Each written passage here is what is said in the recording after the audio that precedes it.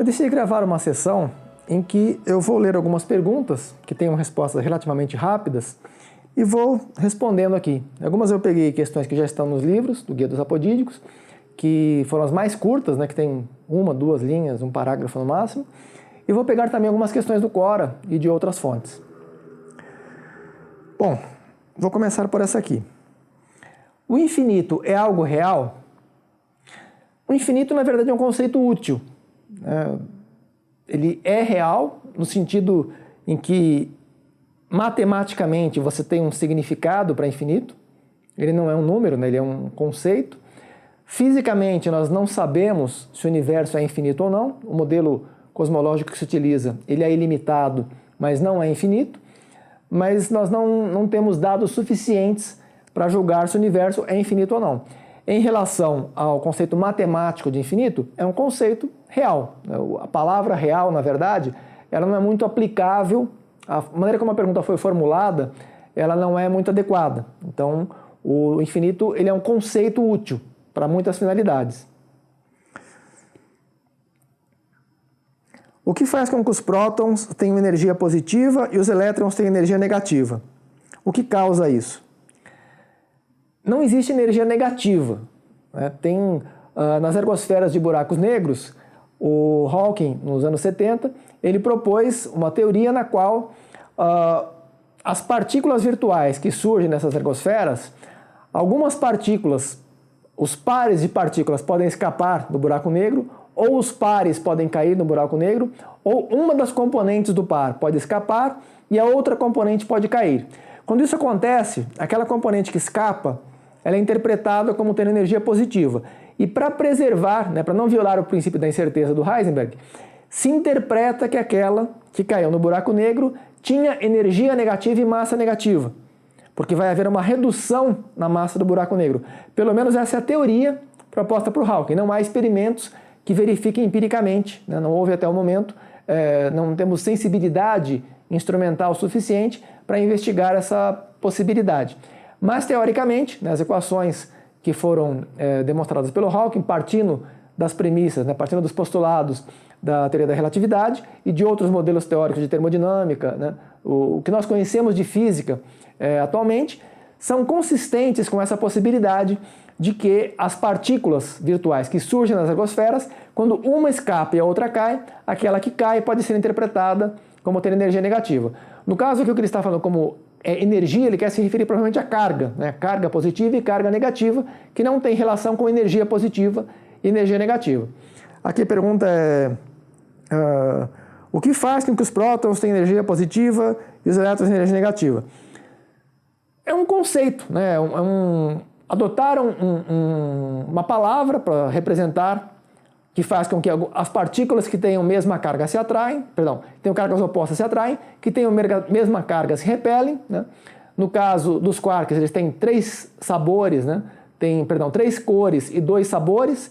No caso da força nuclear forte, ela está associada, no caso, com os gluons, que estão associados com as cores e os sabores. No caso da força nuclear fraca, ela tem três bósons mediadores, são o W+, W- e Z0.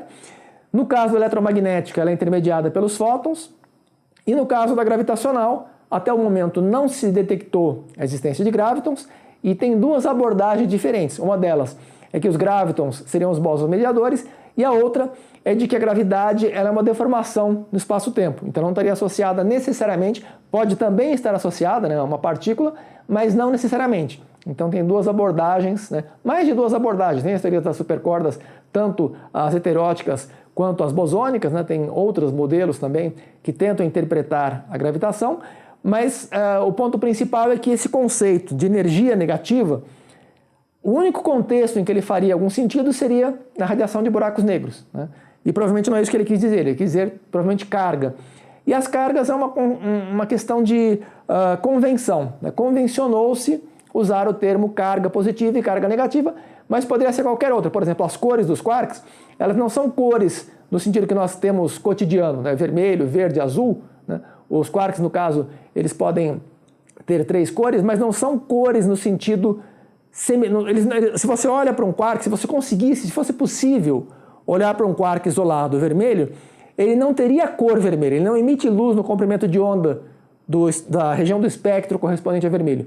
Ele tem uma propriedade quântica, né, da cromodinâmica quântica, que é chamada de vermelho, mas é uma carga de cor, né, um conceito de carga de cor. É só uma questão de nomenclatura. Então, a carga eletromagnética do próton, do elétron, né, de outras partículas que têm diferentes cargas, elas são uma questão de convenção.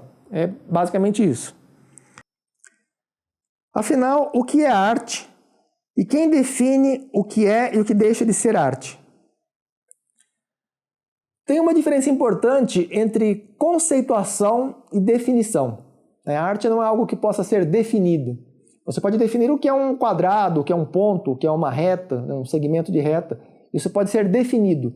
Uma arte não é algo que possa ser definido, ela pode ser conceituada. Qual o golpe mais inteligente que você já viu? Essa é uma questão que eu já respondi no Quora. Eu vou tentar reproduzir aproximadamente, mas a essência é que não existem golpes inteligentes, né? A inteligência é justamente em você não aplicar golpes, é você encontrar soluções que sejam éticas seguindo as regras. A inteligência consiste principalmente em você, respeitando a ética, a lógica, as regras sociais e regras morais, encontrar soluções que sejam eficazes em conformidade com o que se espera que seja feito. Qual local do mundo é a Nova Alexandria? Eu não sei bem o que a pessoa quis perguntar, mas talvez seja a Biblioteca de Alexandria. Talvez isso queira se referir, né? Ou a biblioteca ou o centro de pesquisa, porque não era só uma biblioteca, né? Tinha um museu, tinha praticamente um centro de pesquisa, realmente, equivalente a uma universidade. Naquela época, a biblioteca era muito mais abrangente do que só uma biblioteca. Eles tinham aulas, né? Tinham experiências que eles faziam, etc. E atualmente eu acho que não existe uma centralização, e mesmo naquela época não era só a Biblioteca de Alexandria, havia várias outras bibliotecas. A de Alexandria era provavelmente a maior, né, pelo fato de que o Alexandre o Grande ele conquistava muitas regiões e ele solicitava, né, tinha uma lei que ele estabeleceu que todos os navios que parassem no porto de Alexandria, eles tinham que fornecer os livros para serem copiados, tudo que eles tivessem livros no navio teria que ser fornecido para ser copiado, e depois eles recebiam de volta cópias, os originais ficavam na Biblioteca de Alexandria, e as cópias eram devolvidas para os navios. Só que não havia muitos livros nesses navios, exceto quando eram navios que participavam, que estavam presentes ou pesquisadores ou nobres, né, membros da nobreza, não se transportava muitos livros, porque eram muito caros, eram muito raros. Mas quando acontecia, né, de desembarcar navios que tinham livros, eles eram copiados. E isso, ao longo de vários séculos, acabou resultando numa quantidade grande, né, um acervo relativamente numeroso. E também, quando ele conquistava os povos de diferentes regiões, ele levava esses livros para a Biblioteca de Alexandria e ia aumentando, né. O Sagan ele chega a comentar no Cosmos que ele estimava cerca de 1 milhão de exemplares, mas as estimativas mais realistas são cerca de 50 mil, talvez um pouco mais, talvez cerca de 100 mil exemplares na Biblioteca de Alexandria. Havia muitos que eram só pergaminhos, né? Uma folha, 2 folhas, poucas folhas. Então não seria propriamente livros, né? Aí talvez chegasse a 500 mil, 400 mil. Em relação à atualidade, praticamente todos os grandes centros universitários, né, Harvard, Oxford, Cambridge, Princeton, Stanford, né, as grandes universidades de diferentes países, e também o centro de pesquisa, né, MIT, Berkeley, né, o CERN e outras instituições ou de pesquisa ou centros acadêmicos, acabam tendo bibliotecas que são geralmente maiores do que as bibliotecas que não fazem parte de universidades. Então tem vários pontos espalhados pelo mundo, não é exatamente que tenha... No caso da Biblioteca de Alexandria, talvez ela estivesse sozinha, talvez 50% de todos os livros do mundo, todos os títulos do mundo, talvez estivessem presentes na Biblioteca de Alexandria. Atualmente, eu acho que talvez não exista nenhum lugar que tenha mais do que uns 20% ou 30%. A Biblioteca do Vaticano, eu acho que é o que preserva mais obras históricas, né? E algumas só estão presentes lá, muitas obras que não, que durante muito tempo elas permaneceram no índex, ou por outras razões que não foram divulgadas, então acho que eles têm alguns títulos que não existem em outros lugares. Embora em 1999, 1998, o Papa João Paulo II ele tem aberto a Biblioteca do Vaticano para algumas finalidades específicas, né, para investigação de alguns julgamentos da Inquisição. Então, acho que a Biblioteca do Vaticano tem alguns títulos raros, mas em quantidade de títulos, eu acho que ela não seria comparável, mantendo as proporções daquela época para agora, né, eu acho que ela não seria comparável com a Biblioteca de Alexandria. As que estariam mais próximas de serem as grandes bibliotecas atuais são essas que eu citei, né, das principais universidades. Mas nenhuma delas teria uma concentração tão grande quanto a que havia na Biblioteca de Alexandria. Elas têm um número maior de títulos, né, tem mais de 1 milhão, tem várias bibliotecas no mundo atualmente que possuem mais de 1 milhão de títulos. A de Alexandria provavelmente não chegava a esse número, mas a porcentagem do total de títulos disponíveis no mundo, a maior parte, talvez mais de 50%, estavam lá. E atualmente não existe nenhuma que provavelmente reúna, né, especialmente os títulos exclusivos. Tem muitos que são compartilhados em várias bibliotecas, né, e esses títulos são redundantes. Você tem o mesmo título em praticamente todas as principais bibliotecas. E, então, é basicamente isso, né. Na USP, por exemplo, acho que tem mais ou menos 800 mil, talvez agora tenha mais, né? Tinha nos anos 90, tinha cerca de 800 mil títulos da USP. E essas outras, dos Estados Unidos, do Reino Unido, da Alemanha, da França, né, provavelmente ultrapassam os milhões, talvez chegue até mais de uma dezena de milhões. Eu não saberia dizer exatamente a quantidade de livros nessas bibliotecas. A Tamara acabou de fazer um comentário que a nova Biblioteca de Alexandria, na verdade, é a internet. E acho que a visão dela está correta, né? Eu acho que é o que realmente ela reúne um acervo equivalente, né? Não sei se quase todos, mas talvez mais de 50% dos títulos, inclusive títulos raros, né, que não se encontram em quase lugar nenhum, eles estão disponíveis na internet, ou publicamente, ou pelo menos com acesso privado que você solicita e eles disponibilizam mediante cadastro ou alguma solicitação formal, você acaba tendo acesso. O próprio Google, né, ele digitalizou muitos livros, aquele Internet Archive, ele tem vários livros antigos, vários artigos, não só livros, mas tem vários papers, né, em diferentes repositórios, e acho que acabou sendo equivalente, talvez, como a Tamara comentou, a Biblioteca de Alexandria atual talvez seja a internet, que não é uma biblioteca física, mas seria que melhor representa, né, atualmente o que era a Biblioteca de Alexandria na antiguidade. É possível que uma pessoa seja ética demais? Tem vários pontos a serem considerados aí. O primeiro seria determinar uma métrica para avaliar a quantidade de ética. E a outra seria estabelecer um limite a partir do qual se poderia dizer acima disso é demais, né? Então, uma questão que tem dois problemas aqui, né? Tem o problema, o que significa demais e o que significa... teria que ser o limite, né? Esse demais ele tem dois problemas na mesma palavra, né? Que é o demais, ele presume que haja um limite, acima desse limite é demais, e presume uma maneira de medir para que se possa estabelecer se ultrapassou aquele limite. Então, tem esses dois pontos aqui, né? É possível que uma pessoa seja ética demais? Não faz muito sentido a pergunta, né?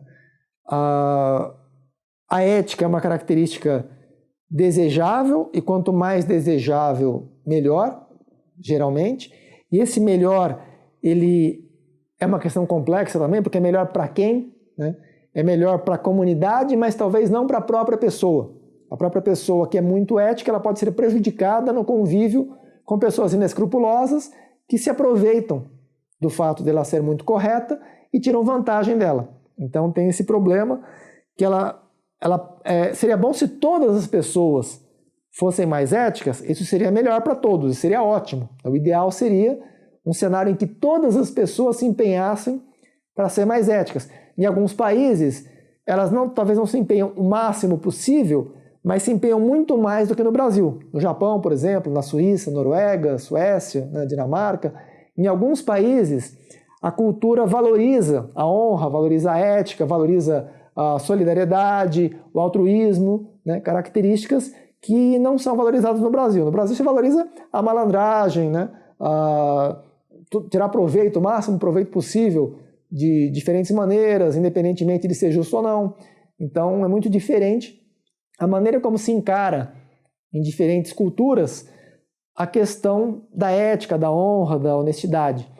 E nesse contexto pode ser prejudicial para a pessoa que é muito ética. Num ambiente antiético, como o caso do Brasil, ela acaba sendo prejudicada.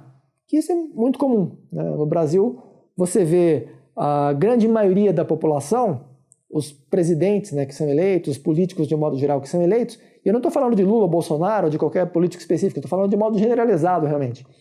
A grande maioria dos políticos, eles refletem a personalidade típica dos eleitores. Eles foram escolhidos pelos eleitores. E isso configura, né, um problema gravíssimo, porque as pessoas elas elegem aquelas pessoas e depois ficam criticando que, o político ladrão, o político... Mas eles colocaram aqueles políticos lá. Se eles foram colocados lá é porque eles receberam uma maioria de votos. Eles representam a maioria da população. Aí eles se arrependem. E eles se arrependem por quê? Porque eles não procuram colocar as pessoas mais honestas, mais capacitadas, mais bem intencionadas.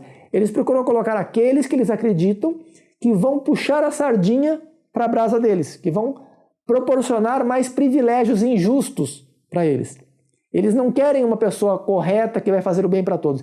Eles querem um picareta que vai fazer parte do grupinho de malandros que eles fazem parte. Então eles querem alguém que represente o grupinho de malandros que eles integram, que é um erro absurdo. Porque quando você coloca um malandro na política, em qualquer posição de poder, ele não vai ajudar os que faziam parte do grupinho dele, ele vai tirar o máximo de vantagem que ele puder para ele. Então o resultado que você vai alcançar querendo ser um espertalhão é o de levar desvantagem. E é o que acontece no Brasil. E outros países que têm uma mentalidade diferente, que procuram colocar as pessoas realmente mais honestas, que trabalham pelo bem comum, conseguem benefícios para todos. E com isso, todos acabam ganhando com isso. Então você tem, por exemplo, no Brasil, uma renda per capita 1/5 do que tem nos Estados Unidos, na Noruega, na Suécia, né, nos países mais desenvolvidos. Os Estados Unidos eu não cito como um exemplo, porque ele é muito mais competitivo, ele tem muitas características que eu não acho que são... Não que a competitividade seja ruim, mas da maneira como ela acontece em alguns lugares, ela acaba sendo hostil, opressiva, né, e injusta em muitos aspectos. A competitividade também existe em muitos países europeus, aqueles que eu citei, né, Dinamarca, Noruega, etc. Também existe no Japão, mas de uma maneira diferente. Inclusive tem um vídeo que foi postado há alguns anos na internet que candidatos à presidência na Suíça, um deles não tinha uma caneta, estava procurando uma caneta e o concorrente dele, o adversário dele, emprestou a caneta para ele, o outro agradeceu e tal, né? Quer dizer, no Brasil eles ficam se xingando, um quer matar o outro, um quer roubar de várias maneiras, eles fazem tudo o que eles podem para obter vantagens desleais, para ganhar a eleição a qualquer custo, enquanto na Suíça eles estavam competindo de maneira justa. Se o adversário dele vencesse, o adversário ia procurar fazer o melhor para o país. Se ele vencesse, ele ia procurar fazer o melhor para o país do mesmo jeito. Então era só uma questão ali, né? Quem vai ser eleito, tanto faz. Se vai ser um ou se vai ser o outro. Ambos vão procurar resolver os problemas do país. Essa é a finalidade, né, da política. Resolver os problemas do país, resolver os problemas da população, os problemas do sistema ecológico, os problemas de saneamento, de educação, de saúde, de transporte, de produção tecnológica, científica, né? Essa é a finalidade da política. Então, quando você coloca um político, ele vai facilitar, eu sou de tal setor profissional, ele vai ajudar os profissionais desse... Não é esse o objetivo. O objetivo é que o presidente, o governador, o prefeito, todos os políticos, os senadores, os deputados, eles têm que ou legislar ou executar visando o bem comum, o bem de toda a população. Eles são representantes de toda a população e não de um grupo específico.